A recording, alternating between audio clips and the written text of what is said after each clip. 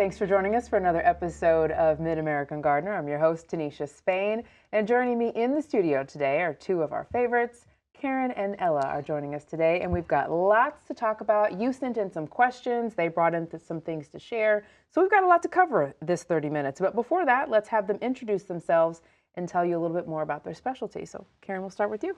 Hi, I'm Karen Ruckel, and I'm from the Peoria area, and I have a degree in ornamental horticulture from the U of I, so local with my plant knowledge of perennials, shrubs. I like houseplants.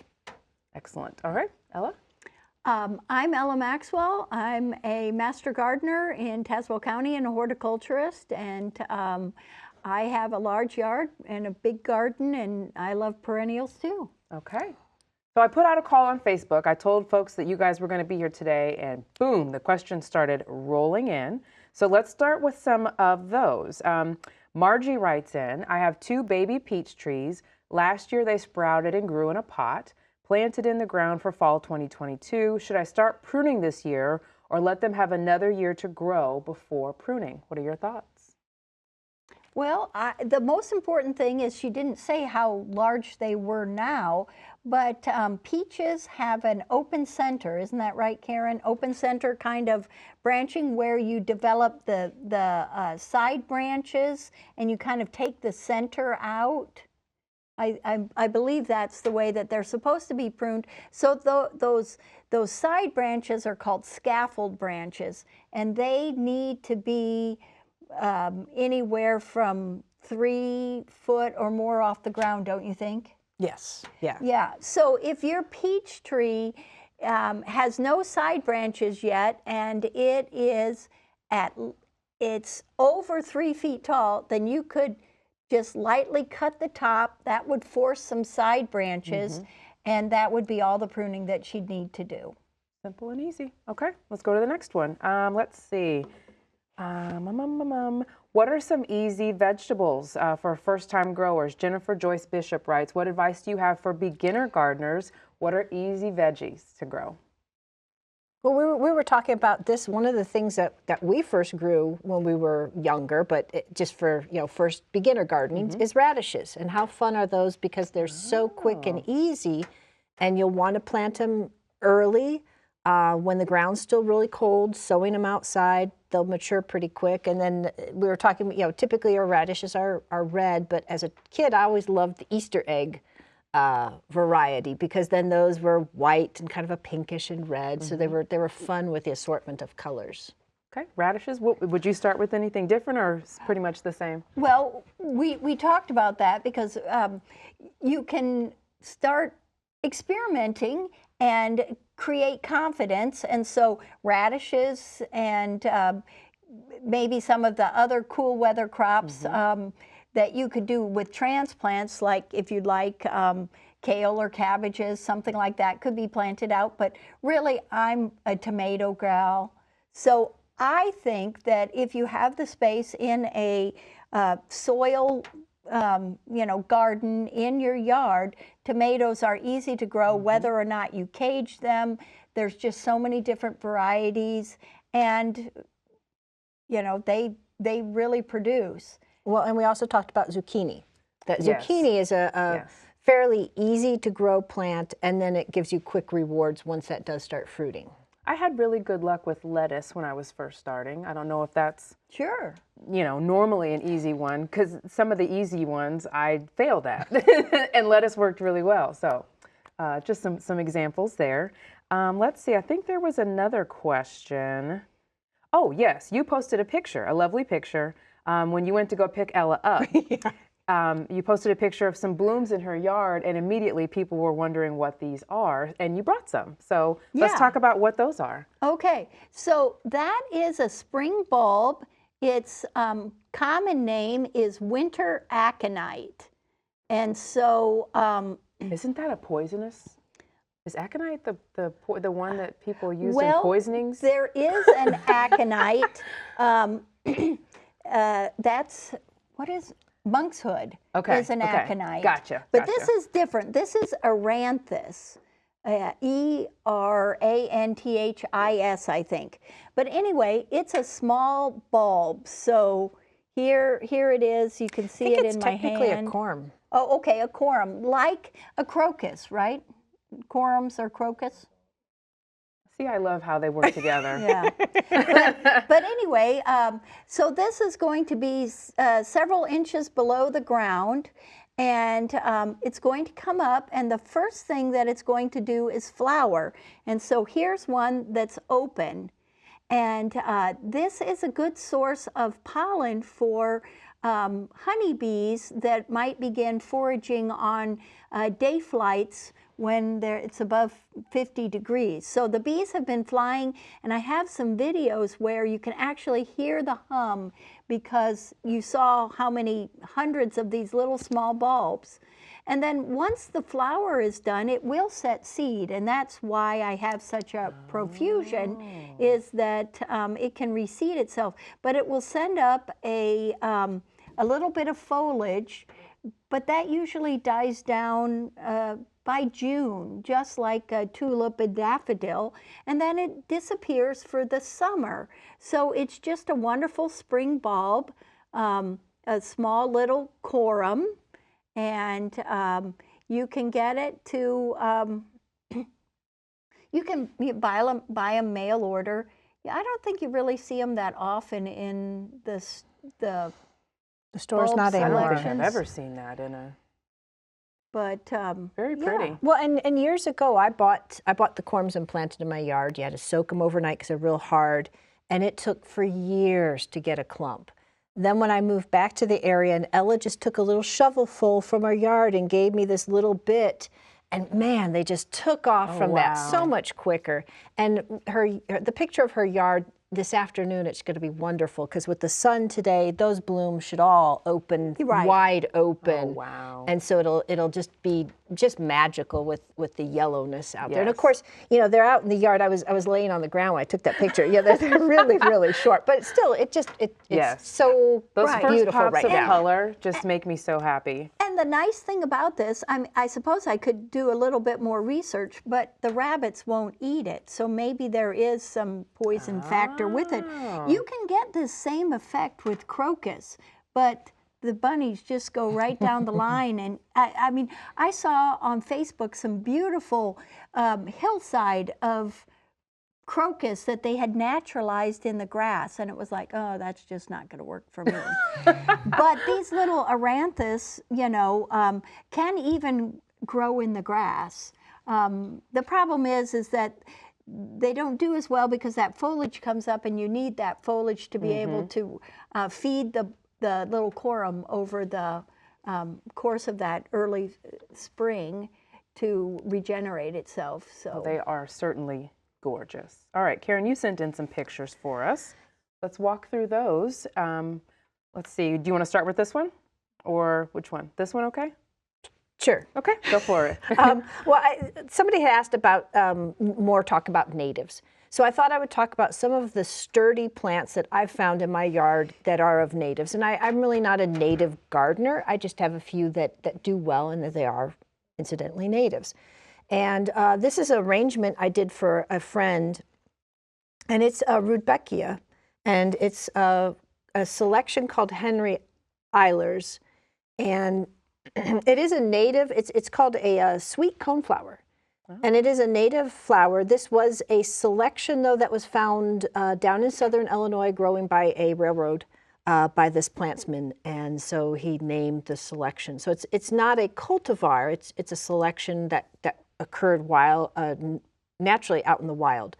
But this is a perennial that's been long living in my yard, gets 3 to 5 foot tall, full sun, blooms July to September. I did that flower arrangement for a friend. Then I've got a picture that shows the blooms, and unfortunately in the forefront is an invasive butterfly bush, but I do love butterfly bushes. And that was at the end of July, that picture. And then in my front yard, I have a clump of it that shows how it does sprawl a bit. So I'm going to try to do a little bit of more structure to help it, to see if I can support it.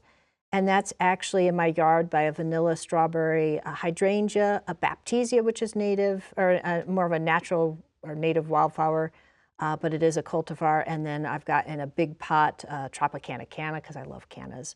And that was picture was taken in September, so that you do get a long bloom. But what I wanted to talk about too with the perennials is now is a perfect time if you've got a friend you can get some, or your clump has gotten too big to give it. Because like this sweet coneflower, it's so huge, you cannot dig it up in the summer and move it.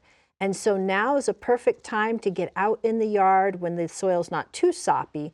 And I just used a shovel and just went in, just chopped it. Because it is a pretty good thick root with this perennial. You get a little bit of the roots.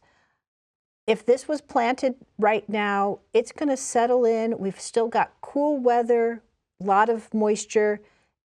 The slow warming in May, this plant won't even know it's been moved. And so it's fantastic now. And of course, I've tried to get off as much soil as I could because of the invasive jumping worms with that possibility. But now I've had really good luck at this time of the year with digging up some of these perennials and moving them, and the plant doesn't know it's been moved because you don't have the stress from top growth. And obviously with how this thing is rooted in, you just can't get a lot of the roots with it.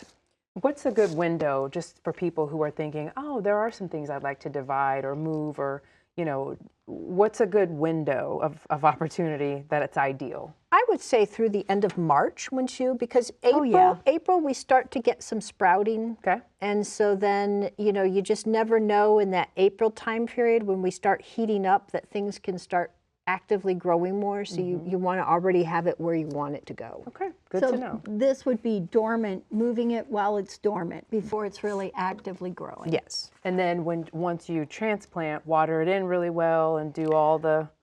Yeah, you don't really have to do too much. You don't have to do too much, okay. Yeah, you know, certainly any plant that's a newly planted plant, whether it be from a pot, doing like this from a root kind of thing, the first year, if we go really super dry in the summer, giving good soakings from time to time is always helpful to get a good root system. Gotcha. Okay. All right. Thank you. All right, Ella, we're going to go to you. What do you want to talk about? Syrup? Do you want to talk about, as you've got a whole bunch of stuff over there. Yeah. Dealer's choice. Well, let's do the maple syrup because I know you're trying it this year too. I am, thanks to you.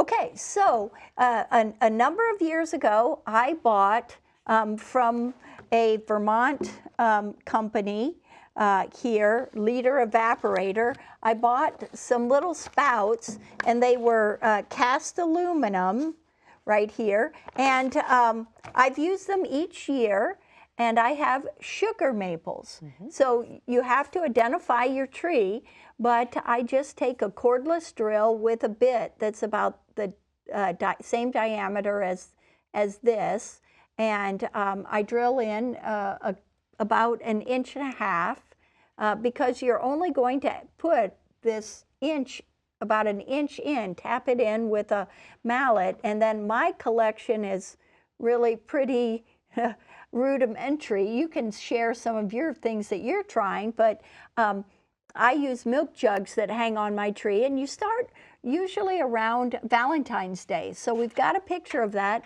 And then what it is I've got a little V I've cut at the very top of the container, and then this just goes in and kind of, you know, hangs on the tree. It drips out through this. And right now, this is some of the sap that I collected this morning. And again, very rudimentary. I'm boiling it down in a little turkey roaster on my front porch. To concentrate the syrup, you need, it's 40-to-1. So you have to evaporate a large percentage of this tree sap. You have to boil the water out of it. And of course, commercially, this is done in special evaporator kettles and different things that they have. But for me, it's just out on the front porch. And then once it starts to thicken and darken, it becomes more of a caramel color, then I finish boiling it inside till I get a more syrupy kind of consistency. And it's just so fun. So for about 3 weeks, it's really easy to harvest. And what you're looking for is on the south side of the tree, and you want the day temperatures to be above freezing, but then you want the night temperatures to drop back down. And that creates this osmotic pressure that just keeps moving moisture from the soil through the root system up to these expanding buds that you see in the tree. And eventually the sap stops really flowing, and you remove these taps, and this small hole will seal over. So it's really not detrimental to the tree, and it's so much fun. It is. She taught me 2 years ago, 1 year ago. And so we do it exactly like that with the roaster pans, with the milk jugs. Of course, we drink a lot of, my sons drink a lot of apple juice, so we've got apple juice jugs, but same thing. The only thing different is we have some hanging on the tree, and then some I've drilled a hole in the lid, and we've got a spout, like a tube that goes from the tap to the jug, and they're sitting on the ground. But other than that, I do it just like Ella does, and we really enjoy it. So it's a cool hobby, kids or no kids. Right, something to do. And so, like I said, mid-February to about mid-March is your window of opportunity, and it's just a wonderful gift and easy pastime. You want to be careful. You don't want to leave your roaster on unattended. I mean, you can usually leave it on during the day, but I have it on, I can go turn it off. And so it doesn't run during the night. But I have, scorched the pan because it's burnt down too low. And I did try it once, cooking it in my house, and the windows were running moisture. I mean, if you want to create humidity in your home, it's just like boiling water on the stove. Yes. And even just that final boil puts off a lot of steam through the house. So I couldn't imagine doing from sap all the way down. Right. Anywho, we could go on about that forever. Is this cat grass? Yes, Let's talk about that. Well, we talk all the time, but right now we're getting into that time of the thing that we're all kind of wanting that outdoor and that greenness. And our cats are starting to have that time of the year where they're doing a heavier shed from the winter. And so we talk about hairballs. And so giving them cat grass at this time of the year once just enriches for them and then helps with hairball issues. And then Ella and I just have fun growing it because we like to grow stuff. But this is a cute little teapot and saucer, and this is an oat assortment. It has oats, wheats, rye. Yeah, you can show them. In that. And then this is just straight wheatgrass. Soaking the seeds overnight seems to help them pop up. Then it's odd, on the internet, everything says to have them in a dark place for them to germinate. It's like they don't need that, and plus grass is like light. Then on this one, I did it like Ella does, get it out of here. And we've actually used the bags that you get from, we usually get these from like our buying clearance vegetables and fruits at the grocery store, these little onion bags, and actually putting it around the pot when they're just germinating. Yeah. And then that way, when the cat is nibbling and pulling on this, you don't get as much pulling and dirt and stuff strewn all over the house with them nibbling on it. The best thing ever. So, and then I just want to mention, I just put mine in a decorative pot to look pretty, but you would never want to plant it directly in here, because if any of you have tried that, there's so many roots that they develop. You'd have to cut it out of here because it just, you can't pop it or pull it out. So I always do a pot in a pot with something decorative like that. Right. And the cool thing about this cat grass is you don't have to grow it for your cats. You can grow it and use it outside in your pots for spring with some pussy willow branches, and for Easter grass and some, eggs or whatever. You can grow it for an Easter basket look. It's just so much fun. And well, you did that last year. It was so cute, where she took it in a saucer and germinated them, and then she plunked it into her pot outside. Right. and then did the arrangement in the eaves, and it looked so cute. I'll send a picture. I was going to nothing say, the we need a yards, picture. the yards weren't really growing that much, and the grass, it just looks so cute. Oh, wow. It was. It's so much fun. And really for you can use the whole wheat berry, and you can cut this and you can put it in a smoothie. I mean, people do juice the grass and such. Well, and then like we've bought the seeds. Ella gets them a lot of times at health food stores. Okay. A lot cheaper. When you go to the store where they've got packaged seeds, you're going to spend at least $3 for just a little tiny package. So going to a health food store, or like in Peoria, there's a seed store that I got a pound of wheat for $1. Looking at for those places to get your and they call it wheat berries at the health food stores. Yeah, it's wheat Do berry. you mix them? I see you've got a couple of bags there. Well, Do you ever this- mix them, or do you grow them separate? This one came as a mix with barley and rye and oats. I think just the plain wheat is the easiest. Okay, all right. And you've got a branch over there with some buds on it. Sure. Well, again, like we had said, this was pussy willow. So now's the time of the year that, again, the sap is flowing and the buds are starting to break, and you can force branches like forsythia branches or even pussy willows or different things like that. So you can cut them now, put them in water, and you can force some flowering, or, you know, the little catkins to poof out.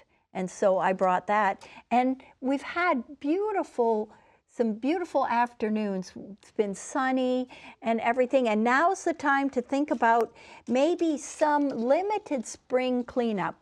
We're not really talking about raking out your beds and removing that leaf matter, because that's a safe place for a lot of butterfly larvae or pupas or chrysalises and different things that you want to save. But this is from a hellebore, and this is the foliage that has gone through the winter. They're an evergreen, and then some of the one that is green, it was kind of covered up with some leaves, but some of the leaves that were upstanding got really taken down by the freezing cold temperatures and such, and now's the time that you might want to remove these. And so I go through and cut them, because right down at the base is where the new foliage, but the flowers come up first. Okay. And so when you have those ugly brown leaves, it just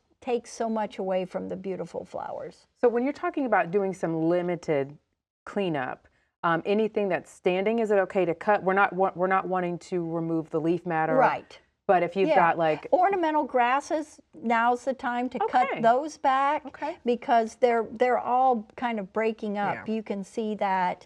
And so like I have some Japanese forest grass, I cut that back. I started cutting back the hellebores.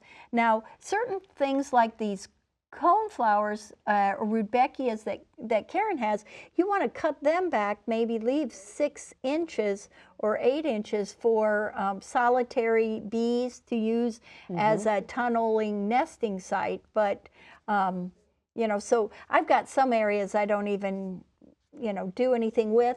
And actually in the fall, once the hostas have kind of on the top of the surface and the leaves are starting to kind of dry out, I remove those in the fall. It's just an easy thing for me to do, and a lot less mess in the spring, especially those giant leaves.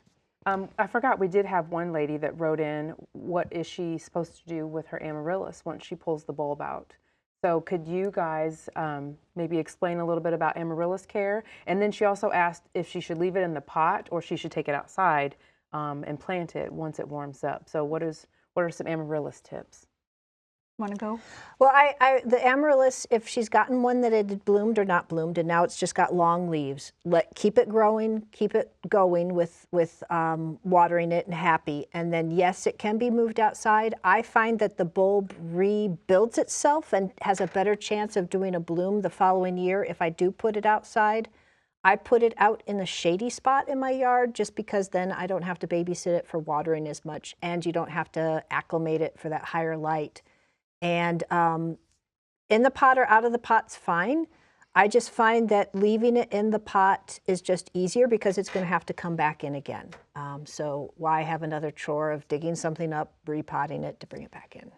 Anything to add me to that? too. I leave all of my amaryllis in the pots, and honestly, I mean, you can force them out for Christmas if you give them the 6 to 8 weeks of resting period that they need, but I never get around to that. So yeah, mine are still resting. Mine are still resting. Yours is blooming. Yes, mine's blooming. I finally cleaned the dead leaves off of mine, but they're still resting. but that's the beauty of it. You can stage this development, and you can have them blooming at different times. And I choose this time on purpose because I need to see something happening. Yeah. So usually right around a week or two after Thanksgiving is when I get mine out because I want to see something. Well, see, there you go. About That's a good way. They're just sitting down there with the cannas and the caladiums and the dahlias and everything else, and I just, it's spring, so I have amaryllis blooming in June or, or May or I don't know. Yeah. So whatever works for you. Yeah. Right? Maybe I'm going home and I'm going to dig one out and I'm going to bring it out and start watering it and see where I go. And just see what happens, yeah. All right, ladies, we're out of time. Thank you so much for watching. We'll see you next time. Good night.